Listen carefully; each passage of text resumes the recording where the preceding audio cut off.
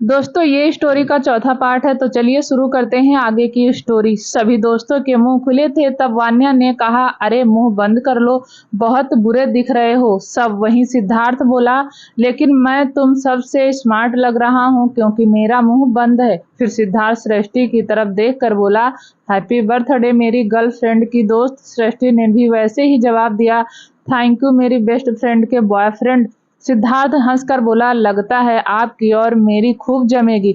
सृष्टि कुछ बोलती उससे पहले ही वान्या बोली, हाँ दोनों बेवकूफ जो हो। सिद्धार्थ मुंह बनाकर बोला, सृष्टि से इग्नोर कर, ये जलती है मेरे लुक्स से। तो वान्या बोली सिद्धार्थ से, जा निकल, फिर मम्मा प्रतीक्षा कर रही होंगी, और हाँ जाते ही खाना खा लियो। तो सिद्धार्थ बोला, नहीं साथ में ही चलेंगे, तब तक मैं अपने दोस्त से मिलकर आया, आज ही करनाल आया है वो। तो वान्या बोली, तेरा कौन सा दोस्त है करनाल? मैं तो सिद्धार्थ बोला, करनाल से नहीं है पर किसी काम की वजह से आया है, जल्दी ही मिलवाऊंगा तुझे उससे। वहीं वान्या सिद्धार्थ के जाने के बाद सबसे मिली तो एक दोस्त ने पूछा, वान्या से तू इतनी बदल क्यों गई है? तो वान्या ने मुस्कान के साथ कहा, क्योंकि सब बदल गए थे, मुझे लगा अब मेरी बारी है। इस बात से चुप हो गए सब लोग। वान्या ने फिर माहौल को हल्का करते हुए कहा, तुम सब बताओ कैसे हो, तुम्हारे बाल बच्चे कैसे हैं? सब हंसकर बोले, जैसे तेरे हैं। तो वान्या बोली, मेरे बाल हैं पर बच्चे नहीं। तभी सारे बोले एक ही टोन में, सेम पिंच। ऐसे ही हंसी खुशी का माहौल चलता रहा। ये बर्थडे पार्टी रिन्यू बन गई थी, ऐसा रिन्यू जिसमें कुछ खुश थे सभी से मिलकर तो कुछ जल भुन रहे थे। तभी सृष्टि का बर्थडे केक आया। सृष्टि ने कट करने ही वाली थी कि वान्या बोली, एक मिनट पहले विश तो मांग ले। तो सृष्टि ने कहा, क्या मांगू यार, तू मिल गई तो सब मिल गया। वान्या ने उसे गले लगाकर कहा, चल चल इमोशनल ना कर, मैं विश मांगती हूँ तेरे बदले। वान्या आंखें बंद करके स्माइल करते हुए कहा, रब तुम सबको दुनिया की सारी खुशियां दे। तो गौरांश बोला, ये क्या बर्थडे सृष्टि का है, विश उसके लिए मांग। तो वान्या बोली, तो क्या हो गया, उसकी खुशियां तुम सबसे हैं तो तुम खुश हो तो वो भी खुश है। फिर सृष्टि ने कहा, और अपने लिए क्या मांगा? अपनों की बलाएं। वान्या हंसकर बोली। ये सुनकर लक्ष्य ने धीरे से खोए हुए अंदाज में कहा, कितनी खूबसूरत बला है। फिर सृष्टि ने केक कट किया और सब ने उसके ऊपर हमला बोल दिया। केक से सृष्टि भाग रही थी पर फिर भी सब ने पकड़कर उसे केक से रंग दिया। अब सब केक मस्ती करने के बाद पहुंच गए अपने आप को साफ करने। इन सब में वान्या के गालों पर बस हल्का केक लगा था, इसलिए उसने आखिरी में जाने का सोचा। वान्या पानी से मुंह धो ही रही थी, किसी ने एक मग पानी का उसके मुंह पर उड़ेल दिया। ऐसा करने से वान्या के लंबे बाल भी हल्के थोड़े भीग गए। जब वान्या ने आंखें खोल कर देखा तो वहीं पर उसके दोस्त तरुण, मंजीत और लक्ष्य थे। वान्या ने घूरते हुए कहा, सुधर जाओ, खामखा गीले कर दिए। तभी तरुण बोला, अरे हम तो चेक कर रहे हैं कहीं नकली तो नहीं है, वरना तेरे इतने लंबे बाल हो ही नहीं सकते। तभी मंजीत बोला, और ये भी कि कितना मेकअप कर रखा है। इस पर वान्या ने एक बाल्टी लेकर तीनों पर पानी फेंक दिया। तीनों भीग गए। फिर वान्या अकड़ कर बोली, आइंदा शक मत करना मुझ पर। ये कहकर वान्या वहां से चली गई। वो तीनों मुंह खोले देखते रहे। वान्या कुछ भी थी लेकिन इतनी डार्मिंग नहीं थी कि वहीं वान्या उन तीनों को शौक में छोड़कर बालों को साफ करते हुए बाहर आई हॉल में। तभी उसका फोन बजने लगा। फोन पर रुद्र नाम शो हो रहा था। वान्या ने कॉल पिक करके कहा, हाँ बोल रुद्र। रुद्र सीरियस टोन में लैपटॉप को देखते हुए बोला, तू जहां भी है सिद्धार्थ को लेकर अभी निकल, वो लोग तेरे पीछे आ गए हैं। वहीं वान्या को रुद्र की एक भी बात सुनाई नहीं दी क्योंकि उसका फोन मंजीत लेकर भाग गया था और वान्या उसके पीछे भाग रही थी। वहीं रुद्र हेलो हेलो करता रहा पर कोई फायदा नहीं हुआ। रुद्र गुस्से में टेबल को लात मारते हुए बोला, डैम इट, अब कैसे बचाऊं मैं तुम दोनों को, मेरे पास वक्त कम है, क्या करूं? फिर कुछ सोचकर बोला, हाँ उसे कॉल करता हूँ, वो सही टाइम पर बचा लेगा। वान्या और सिद्धार्थ को रुद्र ने एक नंबर पर मैसेज छोड़ते हुए कहा, वान्या और सिद्धार्थ की जान को खतरा है, जल्दी बचाओ। वहीं करनाल में मंजीत और वान्या की मस्ती खत्म हो गई थी। वान्या को आखिरकार अपना फोन मिल गया था। वहीं वान्या को इतना लाइमलाइट मिलते देख, सबसे इतना बोलते देख कुछ लोगों से बर्दाश्त नहीं हुआ। हेमा उस ग्रुप की एक लड़की निराश होकर बोली, यार बस करो ना, कब से वान्या वान्या करे जा रहे हो, भूल गए हो क्या वो कौन थी, कहाँ से थी, क्या किया था उसने। हेमा को ये बोलते देख 2-3 दोस्त और उसके सपोर्ट में उतरे और वान्या के बारे में बोलने लगे, जिनको वान्या का यहाँ आना अखर रहा था। तभी सृष्टि बोली, बस करो, क्या बकवास कर रहे हो, वान्या हम सबकी दोस्त है जिसने बहुत कुछ किया है हमारे लिए। तो लक्ष्य भी बोला, हाँ पता है कितना किया है, मैं भी यही कहता हूँ, वो यहाँ आई ही क्यों, अपने आप को ऊंचा दिखाने के लिए, और हमें नीचा नहीं चाहिए, हमें अब वो नहीं चाहिए। वहीं वान्या जो अपना फोन लेकर स्विच ऑन, मंजीत ने वान्या का फोन स्विच ऑफ कर दिया था, कर रही थी और रुद्र को कॉल कर रही थी, पर रुद्र का नंबर लग नहीं रहा था। वान्या स्माइल करते हुए वापस आई और उसे ये सब सुनने को मिला। वान्या के लिए यहाँ आना आसान नहीं था, उसे कहीं ना कहीं इन सब का अंदाजा हो गया था कि ऐसा ही कुछ होगा, पर दिल में एक हल्की सी उम्मीद थी कि शायद ऐसा नहीं होगा। वान्या ने सोचा था उसे उसके दोस्त इतने समय बाद हंसकर गले लगा लेंगे बिना किसी गिले शिकवे के, लेकिन जो सोचा जाए वो होता कहाँ है। एक दो को छोड़कर सब उसके खिलाफ थे। तभी वान्या के फोन में रुद्र का मैसेज आया। उसने सामने देखा सिद्धार्थ आ रहा था और वान्या अपने आंसू पोंछकर भागी सिद्धार्थ की तरफ। तभी एक गोली चलने की आवाज आई और सब कुछ शांत हो गया, जैसे वहां कुछ हुआ ही नहीं हो। वान्या लक्ष्य और हेमा की बातों से बहुत ज्यादा हर्ट हुई थी। वो उनसे कुछ पूछने ही वाली थी कि उसके फोन पर रुद्र का मैसेज आया जिसमें लिखा था, वो लोग तुझ पर पहुंच गए हैं, सिद्धार्थ को लेकर जल्दी निकल। ये मैसेज पढ़ते ही वान्या के चेहरे के भाव बिगड़ गए। उसने सर उठाकर सामने देखा तो सामने से सिद्धार्थ आ रहा था और उसके पीछे ही एक लाल रंग की जीप खड़ी थी जिस पर 2 लोग सवारी थे। दोनों ने ही अपनी गन सिद्धार्थ की तरफ पॉइंट कर रखी थी। वान्या ने उनका निशाना देखा तो सिद्धार्थ की तरफ था और अगर सिद्धार्थ बच भी जाता तो उसी के सीध में लक्ष्य खड़ा था जो सृष्टि और बाकी सबसे बहस कर रहा था। वहीं जीप में एक लड़का जो ड्राइविंग सीट पर बैठा था वो बोला, भाई अगर हमने बंदूक चलाई तो जिसे मारने आए हैं उसके साथ एक और लड़के को भी गोली लगेगी। तभी दूसरा गन पॉइंट करते हुए बोला, ये तो अच्छी बात है, बॉस खुश होगा, ये खबर सुनकर मर जाने दो दोनों को, तू चला गोली। वहीं वान्या अपने आंसू पोंछते हुए भागी। वो इन दोनों में से किसी को भी कुछ नहीं होने दे सकती थी। वान्या को अपनी तरफ भागता देख सिद्धार्थ कंफ्यूज हो गया। अभी वो कुछ कह पाता कि उससे पहले ही वान्या ने उसे साइड में धक्का दे दिया। तभी एक गोली की आवाज आई, फिर दूसरा धक्का लक्ष्य को लगा। तभी एक और गोली की आवाज आई। इसी के साथ सिद्धार्थ ने चीख कर कहा, वान्या वान्या वान्या, जाने नहीं देंगे तुझे, जाने नहीं देंगे तुझे, नहीं जाने देंगे तुझे। पहली गोली वान्या के बैक शोल्डर पर लगी थी पर वान्या फिर भी नहीं रुकी और लक्ष्य की तरफ भागी। तभी दूसरी गोली चली और वो वान्या की बाजू को छूकर निकल गई। इसी के साथ वान्या बहुत बेहोश होकर गिर गई। वो जहां गिरी थी वहां टाइल्स रखी हुई थी और एक टाइल टूट कर वान्या के सर में भी लग गई। ये नजारा वाकई बहुत भयानक था। सिद्धार्थ को तो समझ ही नहीं आया रिएक्ट कैसे करना है। वान्या के बेहोश होकर गिर जाने पर सब कुछ ठहर सा गया था। किसी को कुछ समझ नहीं आ रहा था क्या करना है। चाहो तुझको रब बुला ले, हम ना रब से डरने वाले, राहों में झटके खड़े हैं हम। वहीं जो जीप वाले खड़े तो कब के फरार हो गए थे। जिस हॉल में अभी तक मस्ती मजाक चल रहा था वहां अब हर जगह खून खून ही फैला था। तभी सृष्टि भागकर वान्या के पास गई। वान्या की आंखें बंद हो गई थी। सृष्टि रोते हुए, वान्या वान्या उठ जाना, वान्या मेरी तरफ देख यार, प्लीज उठ जाना। ये आवाज सुनकर सबको होश आया। सिद्धार्थ भागकर वान्या के पास गया। वान्या का सर अपनी गोद में रखकर बोला, वान्या वान्या उठ ना, देख ऐसा मत डरा मुझे, मैं तेरे बिना नहीं रह पाऊंगा, प्लीज उठना।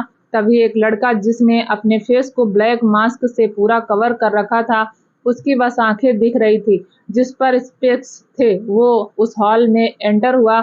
उसने जाकर सिद्धार्थ के कंधे पर हाथ रखकर कहा, इसे जल्दी हॉस्पिटल लेकर जाओ, खून बहुत बह गया है, इससे पहले कि देर हो जाए। अस्पताल का नाम सुनकर सबको होश आया। सिद्धार्थ तुरंत वान्या को लेकर अपनी कार के पास भागा। सृष्टि ने कार का दरवाजा खोला, वान्या का सर अपनी गोद में लेकर बैठ गई। तभी लक्ष्य भागता हुआ आया और सिद्धार्थ के साथ बैठ गया। तभी बाकी दोस्त भी अपना व्हीकल लेकर कार के पीछे चल दिए। सब वान्या को लेकर इतने स्ट्रेस थे कि किसी ने इस बात पर ध्यान ही नहीं दिया कि वो मास्क वाला लड़का कौन था, कहाँ से आया था। तभी उस लड़के ने वान्या का फोन लिया जो वान्या के हाथ से छूट के गिर गया था और उस पर कुछ करके वो फोन अपने पास रख लिया और वहां से एक नजर वान्या के खून को देखकर चला गया। वहीं सिद्धार्थ बहुत ही जल्दी ड्राइविंग कर रहा था। उसे सिर्फ वान्या का बेहोश होना दिखाई दे रहा था। सृष्टि अपने दुपट्टे से वान्या का खून रोकने की कोशिश कर रही थी। वहीं लक्ष्य बस गुमसुम होकर बैठा था। लक्ष्य के सामने बार बार वान्या का उसे धक्का देना और उस पर चलती गोली खुद पर लेना याद आ रहा था। तभी सिद्धार्थ ने अस्पताल के आगे गाड़ी रोकी और वान्या को लेकर भागा। कोई मदद करे, डॉक्टर प्लीज उसे बचा लीजिए, कृपया उसे बचा लीजिए। ये लाइंस सिद्धार्थ लगातार बोले जा रहा था। सिद्धार्थ ये सब कहते हुए बहुत पागल दिखाई दे रहा था, और हो भी क्यों ना, उसकी जान से प्यारा प्यार आज इस हॉल में था। सिद्धार्थ को सिर्फ वान्या की फिक्र थी, बाकी लोग उसके बारे में क्या सोचते हैं इसे कोई फर्क नहीं पड़ता। वही डॉक्टर ने वान्या को देखते हुए कहा, इन्हें बुलेट लगी है, ये पुलिस केस है, हम इन्हें अभी ट्रीट नहीं कर सकते। डॉक्टर अपनी लाइन पूरी कर पाती उससे पहले ही उनका फोन बजा। डॉक्टर ने अनजान नंबर देखा पर फिर कॉल उठा लिया। सामने से एक शांत मगर दमदार आवाज आई, जो लड़की तुम्हारे सामने है उसका अभी इलाज करो, बिना कोई सवाल जवाब किए, वरना तुम्हारा इलाज मैं करूंगा और पुलिस केस तुम्हारे घर वाले करेंगे। ये सब सुनकर डॉक्टर घबरा गई और बिना कुछ कहे वान्या को ऑपरेशन थिएटर में ले गई। ये काफी अजीब बात थी। जो डॉक्टर अभी तक इलाज करने से मना कर रही थी, अब वो बिना कुछ बोले ही चली गई। पर उन लोगों ने इस बात पर ज्यादा ध्यान नहीं दिया। उनका मतलब बस वान्या के ठीक होने से था। तभी सिद्धार्थ के पास वान्या की मम्मी का कॉल आया। सिद्धार्थ उनका कॉल उठाकर क्या बताता उससे समझ नहीं आ रहा था, इसलिए उसने फोन सृष्टि की तरफ बढ़ा दिया। सृष्टि ने हिम्मत करके कॉल आंसर किया। तभी उनको एक घबराई हुई आवाज आई, सिद्धार्थ, वान्या ठीक तो है ना? वो मेरा फोन नहीं उठा रही, मेरा मन बहुत घबरा रहा है, जरा बात करवा दे। ये लड़की भी ना एकदम लापरवाह हो गई है, आने दे इसे घर, अच्छे से खबर लेती हूँ। तभी सृष्टि की आवाज आई, आंटी, वान्या लाइफ हॉस्पिटल में है। ये कहकर सृष्टि ने फोन कट कर दिया। आगे बताने की उसकी हिम्मत नहीं हो रही थी। तभी वो डॉक्टर बाहर आई। सिद्धार्थ, लक्ष्य, सृष्टि और एक मास्क वाला लड़का जो छुप कर उनकी बातें सुन रहा था, सब डॉक्टर को ही देखने लगे। डॉक्टर ने कहा, उनकी फैमिली से फोन है? तो सिद्धार्थ ने कहा, वान्या की फैमिली बस आने ही वाली है। अब बात बताएं ना डॉक्टर, वान्या ठीक तो है ना? डॉक्टर ने कहा, उन्हें पहले भी कोई मेडिकल प्रॉब्लम रह चुकी है, आप उनकी फैमिली से रिपोर्ट मंगवाएं, मुझे उन्हें देखना है, तभी मैं आगे इलाज कर पाऊंगी, और उन्हें AB नेगेटिव ब्लड की भी जरूरत हो सके तो जल्दी अरेंज करवाएं, तभी हम उन्हें बचा सकते हैं, वरना आई एम सॉरी। यह सुनकर सब शॉक हो गए। तभी वान्या के माँ, पापा और भाई आए। उन्होंने डॉक्टर की खून वाली बात सुन ली थी। तभी देव बोला, AB नेगेटिव तो हम में से किसी का भी ब्लड ग्रुप नहीं है, अब क्या करें? वहीं वो डॉक्टर अपने केबिन में थी। तभी मास्क वाला लड़का उनके केबिन में आया और उस डॉक्टर के गले पर चाकू रख दिया। डॉक्टर बहुत घबरा गई और उसके हाथ से सारी फाइल छूटकर नीचे गिर गई। डॉक्टर डर से चिल्लाने ही वाली थी कि वो लड़का बोला, शट अप, चिल्लाने की कोशिश भी मत करना, मुझे चिल्लाने वाले लोग जरा भी पसंद नहीं, और तुम्हें हमेशा के लिए शांत करने में मुझे ज्यादा वक्त नहीं लगेगा। ये सुनकर वो डॉक्टर बिल्कुल चुप हो गई। उसने डरते हुए कहा, क्या चाहिए आपको? ये सुनकर वो लड़का डेविल स्माइल करते हुए बोला, ज्यादा कुछ नहीं, बस उस लड़की की सलामती जिसके जीने के चांस तुमने बहुत कम बताए हैं। तो डॉक्टर ने डरते हुए कहा, उनका खून बहुत बह गया है और उन्हें ब्रेन प्रॉब्लम भी रह चुकी है, और दूसरी बार भी उन्हें दिमाग से भी चोट लगी है, ऊपर से 2 गोली लगना, इन सबसे उस लड़की के चांस जीने के बहुत कम। डॉक्टर बोल ही रही थी कि वो लड़का बोला, आहा, ये गलती मत करना, मुझे वो सही सलामत चाहिए, उसके लिए तुम्हें जो करना पड़े करो, और हाँ, खून की जरूरत है तो मेरा खून लो, मेरा भी ब्लड ग्रुप A नेगेटिव है, अभी इसी वक्त मेरा ब्लड लो, जितना तुम्हें चाहिए, और बाहर कहना कि ये अस्पताल ने अरेंज किया हुआ है, अंडरस्टैंड? ये कहकर उस लड़के ने चाकू डॉक्टर के गले और करीब कर दिया। अगर डॉक्टर जरा भी हिलती तो पक्का उसका गला कट जाता। ये सोचकर ही डॉक्टर के चेहरे का रंग पीला पड़ गया। वो तुरंत अपने काम में लग गई। वो लड़का अपना खून देकर जैसे उठने लगा, उसके हल्के चक्कर आने लगे। ये होना लाजिमी था, आखिर उसने एक ही बार में 1 बोतल से ज्यादा ब्लड दे दिया था। उस डॉक्टर ने ये सब देखकर डरते हुए धीमी आवाज में कहा, आप आराम कीजिए और कुछ खा भी लीजिए, वरना बहुत कमजोरी आ जाएगी। वो लड़का बिना कुछ सुने और जवाब दिए केबिन से बाहर निकलते ही गायब हो गया। वहीं बाहर सब परेशान होकर ब्लड अरेंज करने में लग गए, पर हर जगह से उन्हें निराशा ही हाथ लग रही थी। अब तो उन्हें वान्या को खोने का डर भी सताने लगा था। वहीं सृष्टि रोते हुए बोली, इतने सालों बाद मैंने तुम्हें पाया है वान्या, एक बार और मैं नहीं खो सकती तुम्हें, प्लीज जल्दी होश में आ जाओ। यह सुनकर लक्ष्य का भी एक आंसू उसकी आंख से बह गया। तभी वो डॉक्टर फिर से आई और उसने वान्या की फैमिली की ओर देखते हुए कहा, ब्लड अरेंज हो गया है हॉस्पिटल से, अब बस दुआ करना ये ब्लड पेशेंट को सूट कर जाए। उससे पहले आप लोगों को एक पेपर पर साइन करना होगा जिसमें ये लिखा होगा अगर ब्लड चढ़ने के बाद पेशेंट को कुछ हुआ तो उसमें हॉस्पिटल की कोई जिम्मेदारी नहीं होगी। यह सब सुनकर नरेंद्र जी ने कहा, वान्या बहुत हिम्मत वाली है, वो हर एक चीज से लड़ जाती है, पहले भी लड़ी थी, अब भी लड़ जाएगी। आप अपना काम करें, मुझे पता है उसे कुछ नहीं होगा। नरेंद्र जी की बातों में एक हौसला था। यह सुनकर उन सबको हिम्मत मिल गई जो अब तक अपना सर झुकाकर दिल हार बैठे थे वान्या को खोने के डर से। तभी लक्ष्य को कुछ यादें आई। वान्या, मुझे ना मेरे रब पर बहुत भरोसा है, वो मेरे साथ कुछ गलत नहीं होने देगा। लक्ष्य, मैं नहीं मानता ये सब, रब नाम की कोई चीज नहीं है इस दुनिया में। वान्या लक्ष्य का हाथ पकड़ते हुए, ऐसा नहीं कहते लक्ष्य, रब की ताकत आजमानी नहीं चाहिए, अगर वो अपनी ताकत दिखाने पर आया तो सबकी तकदीरें बदल देगा। लक्ष्य बोला, तू इतना यकीन कैसे कर लेती है अपने रब पर? वान्या बोली, देखना एक दिन होगा जब तू कुछ मांगेगा उसके दर पर और तब वो तुझे उससे भी बढ़कर देगा, तुझे खाली हाथ नहीं भेजेगा। लक्ष्य अपने मन में बोला, जा रहा हूँ तेरे रब से मांगने, पहली बार तेरे खातिर जा रहा हूँ, देखता हूँ तेरे रब में कितनी ताकत है। ये कहकर लक्ष्य चला गया। उसके बाकी दोस्त भी चले गए क्योंकि अब रात होने को आई थी। सृष्टि जाना नहीं चाहती थी पर सुमित्रा जी ने उसे माफी मांगते हुए कहा, सॉरी बेटा, तेरे बर्थडे वाले दिन आज ये सब हो गया, तू घर जाकर आराम कर, सुबह आ जाना। इस पर सृष्टि ने कहा, आंटी आप ऐसा क्यों बोल रही हैं? वान्या मेरी भी कुछ लगती है, उसकी जान के आगे एक बर्थडे क्या 100 बर्थडे कुर्बान है, आप मुझे यहीं रहने दीजिए प्लीज प्लीज। ये सब कहते हुए सृष्टि सुबक रही थी। शायद सही मायने में इसे ही दोस्ती कहते हैं, एक ऐसी दोस्ती जहां आप अपना सब कुछ कुर्बान कर रहे हैं, और एक ऐसी दोस्ती जो आपसे नाराज होकर आपको कुछ कहे लेकिन वक्त आने पर आपके लिए वो कर जाए, इसमें वो विश्वास नहीं रखता। सुमित्रा जी ने सृष्टि को गले लगाते हुए कहा, तू हौसला रख, तेरे अंकल ने कहा ना वो हिम्मत वाली है, तू बस फिक्र ना कर, सुबह आएगी ना तो तुझे वही हंसती खेलती वान्या मिलेगी। और वैसे भी अगर तुझे उसे पता चला तू सारी रात यहाँ रही है तो देखना कितना सुनाएगी गुस्से में। ये सुन सृष्टि हल्की सी मुस्कान के साथ अपना ख्याल रखने को बोलकर चली गई। सिद्धार्थ ने नरेंद्र जी और सुमित्रा जी को भी घर जाने को बोल दिया, वो भी अपना मन मारकर चले गए। अब सिर्फ हॉस्पिटल में सिद्धार्थ और देव ही रह गए थे। देव खाना लेने चला गया, उसे पता था सिद्धार्थ ने सुबह से कुछ नहीं खाया होगा। वही आधी रात को जब सिद्धार्थ और देव सो रहे थे, वही मास्क वाला लड़का हौले से वान्या के कमरे में एंटर हुआ।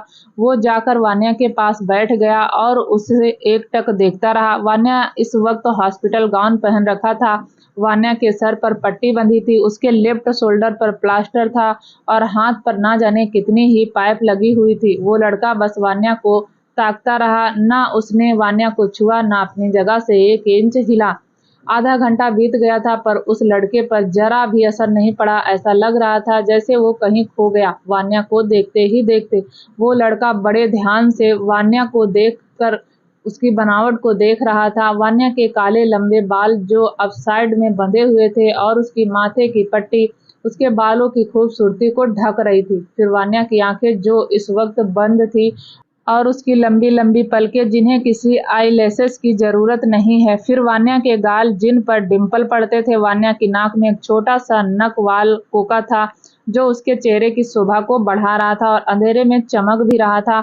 वान्या के होंठ जो कि प्रॉपर शेप में थे, वान्या की ठुड्डी के बीच में एक काला तिल और आखिरी में वान्या के कान जिस पर दो छोटे कोके थोड़े बड़े आकार के थे जो कान के ऊपर थे, और फिर वान्या की बालियां जिन्हें पहने बिना वान्या नहीं लगती थी। वान्या के चेहरे की हर बारीकी को बहुत अच्छे से देख रहा था पर उसकी नजर बस एक जगह अटक जाती, वान्या के तिल पर।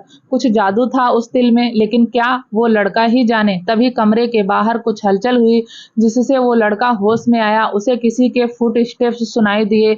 उस लड़के ने जल्दी से अपनी जेब से एक लाल धागा निकाला और उस धागे को वान्या के दाहिने हाथ में बांध दिया। उस लड़के ने ये सब इतनी जल्दी किया कि मानो कोई उसकी चोरी पकड़ ना ले। वह जल्दी से खिड़की से बाहर कूद गया। उस मास्क वाले लड़के के जाने के बाद एक नर्स अंदर आई और वान्या को चेक करने लगी। वान्या भी बेहोशी की हालत में कुछ बेचैन लग रही थी। नर्स ने जब वान्या को चेक करा, देखा वान्या को बहुत ज्यादा पसीना आ रहा है, उसके शरीर का तापमान बहुत बढ़ रहा है। वो तुरंत डॉक्टर को आवाज देने लगी। नर्स के हड़बड़ी में डॉक्टर को बुलाने में सिद्धार्थ और देव भी नींद से जाग गए। वो नर्स को ऐसे परेशानी में देखकर अंदर कमरे की तरफ भागे। वान्या को ऐसे पसीने में भीगा देख उन दोनों के चेहरे पर परेशानी के भाव आ गए। देव ने जाकर वान्या के सर पर हाथ रखा और हौले हौले उसके सर को सहलाने लगा। वान्या बेहोशी में ही कुछ बुदबुदा रही थी। सिद्धार्थ अपना कान वान्या के होठों के पास ले गया, सुनने के लिए कि आखिर वान्या क्या कहना चाहती है। पानी पानी, ये बोलते हुए वान्या का गला सूख रहा था। सिद्धार्थ ने वान्या को आहिस्ता आहिस्ता चम्मच से पानी पिलाया। तभी डॉक्टर आई और वान्या को चेक करने लगी।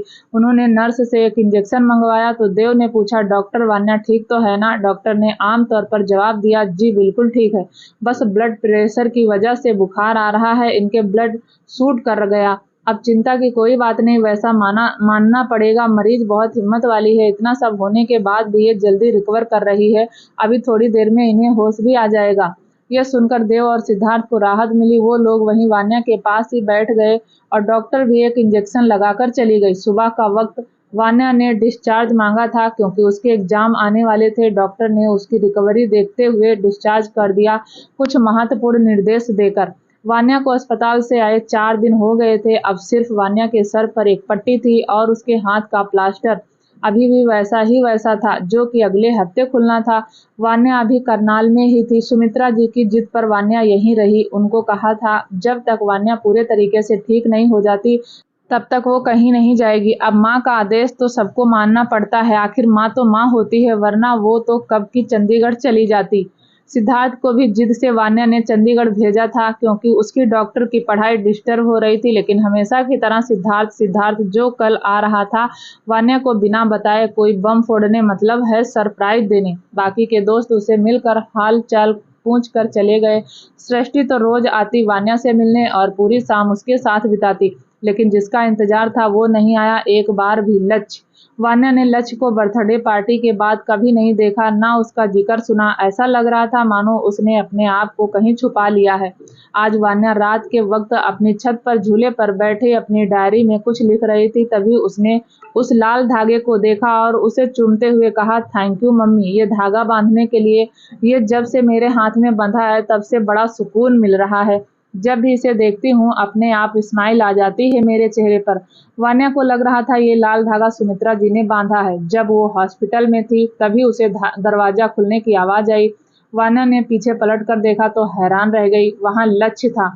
लक्ष्य को देखकर वान्या को समझ नहीं आया कैसे प्रतिक्रिया करे। वो एकटक उसे देखती रही। लक्ष्य को भी समझ नहीं आया कि वो क्या बात करे। वो चुपचाप आया और उसी झूले के एक साइड बैठ गया।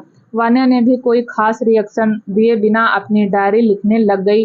तो लक्ष्य बोला, तेरी आज भी आदत नहीं बदली डायरी लिखने की? तब वान्या ने कहा, और तेरी भी आदत नहीं बदली मेरी डायरी से आज भी समस्या है तुझे? तब लक्ष्य थोड़ा वान्या के पास खिसकते हुए बोला, और क्यों ना हो प्रॉब्लम, ये मेरी जगह ले लेती है हर बार। जो बातें राज तुझे मुझसे शेयर करने को वो तू सारी इसमें लिख देती है, फिर मुझे बेस्ट फ्रेंड क्यों बोलती है जब कुछ बताना ही नहीं होता?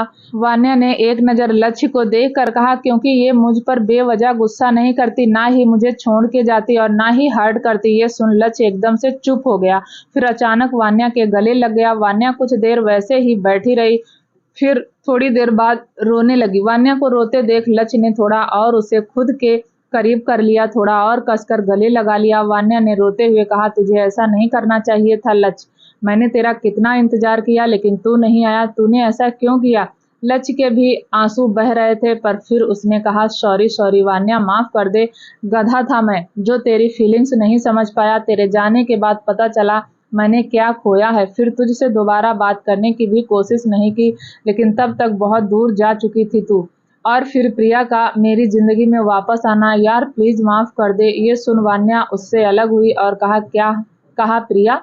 प्रिया और तू साथ हैं अब, पहले क्यों नहीं बताया? वान्या कुछ और बोलती कि उससे पहले लक्ष्य बोला, क्योंकि मुझे अब वो नहीं चाहिए मेरी जिंदगी में, मुझे सिर्फ तू चाहिए। यार वापस आ जा, अब कभी दूर नहीं करूंगा तुझे, खुद से ना दूर जाने दूंगा। मेरे दिल में तेरे लिए फीलिंग्स है, प्लीज चलना, फिर वहीं बेस्ट फ्रेंड बनते हैं जो एक दूसरे को समझते हैं, ढेरों बातें करते हैं, मस्ती करते हैं। वान्या खड़े होते हुए ये बोली, क्या ये बोल रहा है तू लच? ऐसा नहीं हो सकता। वो बस 3 साल पहले की बातें हैं। अब हम सब जिंदगी में आगे बढ़ चुके हैं और अब हम एक दूसरे के साथ पहले जैसे नहीं रह सकते। लक्ष्य गुस्से में वान्या के कंधे पकड़े हुए बोला, अब ऐसा क्या हो गया? मुझे पता है तेरी जिंदगी में कोई नहीं है, तो अब मैं कोई आने भी नहीं दूंगा तुझे, अब मैं अपने पास रखूंगा। ये सब कहते हुए लक्ष्य पागल हो रहा था, जिसे सिर्फ वान्या से मतलब था। वान्या, लक्ष्य पागल मत बन, प्रिया तेरा इंतजार कर रही होगी, तू घर जा, अभी तू कुछ सुनने की हालत में नहीं है। लक्ष्य जिद पर आते हुए बोला, नहीं वान्या, मुझे तेरा जवाब चाहिए, आखिर कौन ले रहा है मेरी जगह? ये सब कहते हुए लक्ष्य ने वान्या के कंधों को कसकर पकड़ लिया। वान्या की दर्द से चीख निकल गई, उसके जख्म अभी भी हरे थे। वान्या की चीख सुन लक्ष्य होश में आया, उसने फिर से वान्या को दर्द दे दिया था। लक्ष्य ने ये सोचकर अपने कदम पीछे कर लिए। वान्या ने लक्ष्य को एक नजर देखा, फिर पलटते हुए बोली, लक्ष्य तुझे समझना होगा, जो तू चाह रहा है वो कभी नहीं होगा, हर बार वही नहीं होता जैसा हम चाहे। पहले तूने मेरी फीलिंग्स नहीं समझी और अब फिर तू वही गलती कर रहा है। प्रिया की फीलिंग्स ना समझकर, वो दिल की बहुत अच्छी है और तुझे बहुत चाहती है, उसका दिल दुखाया तो बहुत मारूंगी तुझे। जब जरूरत होगी मेरी मैं तेरे लिए आऊंगी, पर सिर्फ दोस्त बनकर, और कुछ नहीं, समझ रहा है ना तू? ये सब कहकर वान्या जब पलटी तो शौक रह गई। क्या होगा आगे जानने के लिए दोस्तों प्लीज चैनल को लाइक शेयर सब्सक्राइब जरूर करें, ताकि जब भी वीडियो डालें आपको नोटिफिकेशन तुरंत मिले। तब तक के लिए नमस्कार, धन्यवाद, जय हिंद।